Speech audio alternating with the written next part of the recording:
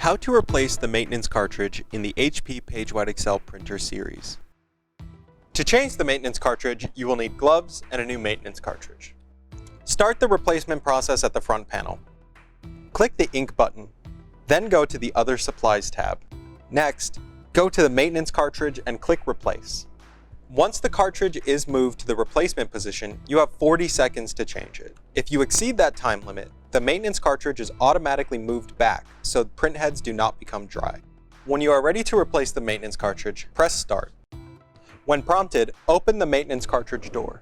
Next, remove the maintenance cartridge by gripping the handle and sliding it out. If you insert a partially used replacement cartridge, check the side of the cartridge to see how much is left in the maintenance cartridge. Then, make a note of the level remaining in the cartridge. You will be asked to figure this out later. Insert the new maintenance cartridge into the slot. Push the maintenance cartridge into place, but do not use too much force. The front panel will not show the new maintenance cartridge until the maintenance door is closed. After the maintenance door is closed, select the state of the cartridge.